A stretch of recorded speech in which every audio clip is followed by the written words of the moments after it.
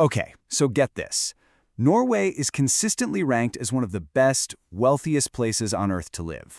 But at the same time, a whole bunch of its most successful people are packing their bags and leaving for good. It's a total paradox. So, what in the world is going on? Well, it all comes down to a single, incredibly controversial tax. In this explainer, we're going to break down exactly what this tax is, why it's causing such a massive stir, and the really tough choices it's forcing an entire nation to confront. The term you need to know is the Formueskatten. Now, this isn't an income tax. You don't pay it on your salary or when you sell stocks for a profit. Nope. This is a tax on everything you own: your house, your savings, shares in your company, after you subtract your debt. You can think of it like an annual subscription fee on your own net worth, and you have to pay it every single year, even if you didn't make a single cent of cash that year. So let's dive into why this thing is so unique and controversial. First off, most other developed countries, we're talking Sweden, Germany, you name it, they actually ditched their wealth taxes a long time ago. They found them way too complicated and, frankly, bad for the economy. But Norway, well, Norway held on, which makes it a real outlier in Europe and fuels this huge debate. And this right here is the central tug of war. On one hand, you have a really noble goal: make sure the richest people chip in to support Norway's famous welfare state.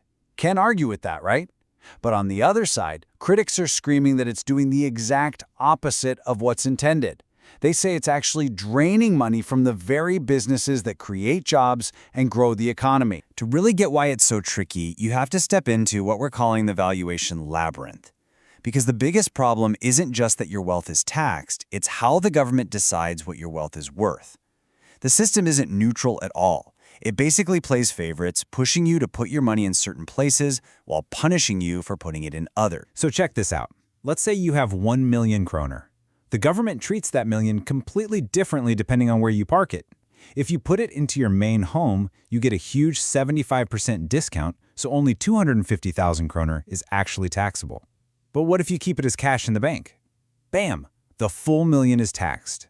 And if you invest that same million into company stock, to help create jobs, you're still taxed on 800,000 of it. The system basically steers money towards real estate and away from businesses. And this isn't just a problem for billionaires. The tax has this really unintended consequence that some people call the grandmother tax. Just picture an elderly woman. She's worked her whole life, paid off her house.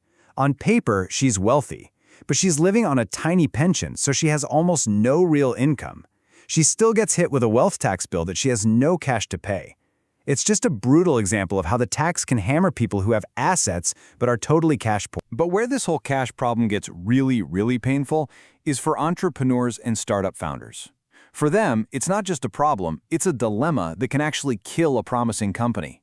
They're being taxed on wealth that only exists on paper, but they have to pay that tax with cold, hard cash. Let's just follow the money here in what's basically a capital-draining cascade.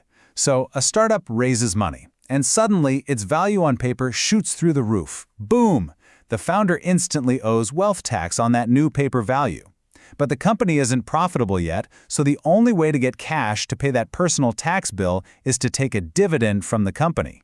And then, get this, that dividend itself gets taxed at nearly 38%. The key takeaway is that to pay a personal tax, money gets yanked out of the business, gets taxed again, and leaves the company starved of cash right when it needs it most to grow. This whole situation creates a just wild competitive disadvantage for locals. Picture two people who own shares in the exact same Norwegian company. The Norwegian owner has to pay wealth tax on their shares every single year.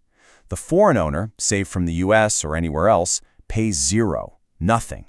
Over time, the system literally makes it easier and more profitable for foreigners to buy up successful Norwegian companies. So, you take that founder's dilemma, you add this massive disadvantage for local owners, and what do you get? You get exactly what's happening, a full-blown exodus. We're not just talking about money anymore, we're talking about talent and capital essentially voting with their feet.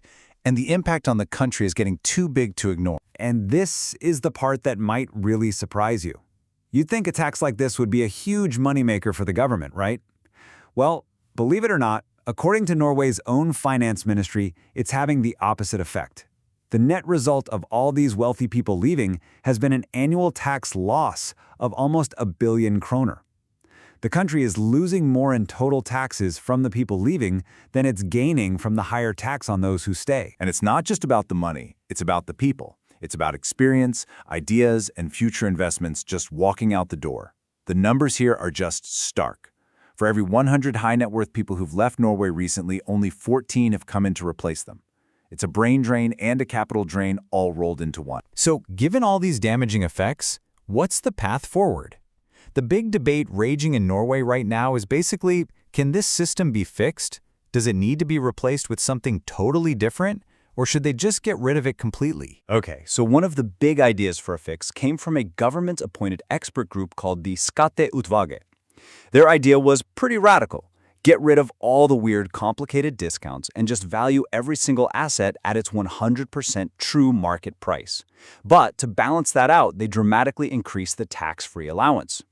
The goal was to create a simpler, more neutral tax that would really only hit the super wealthy. But there's a hidden trap in that otherwise needs solution. For a startup founder, valuing their company at 100% of its on-paper value could be an absolute disaster. After a big funding round, their tax bill could explode overnight and potentially bankrupt them. Without some kind of safety valve for these high-growth, cash-poor startups, this supposedly fairer system could end up being even more destructive. So if that reform has a major flaw, what else is on the table? Well, there are a few other ideas floating around. They could bring back an inheritance tax, or maybe create a broad national property tax. They could try to raise the tax on dividends, but it's already one of the highest out there. Or they could hike corporate taxes, but that would just hurt every investor, Norwegian and foreign alike. As you can see, there are just no easy answers here. And all of this really boils down to one huge central question. Is it possible for a country to design a tax that fairly targets existing wealth without simultaneously punishing and scaring away the very people who create new wealth? That is the billion kroner question that Norway, and frankly any country that cares about both fairness and growth, has to figure out.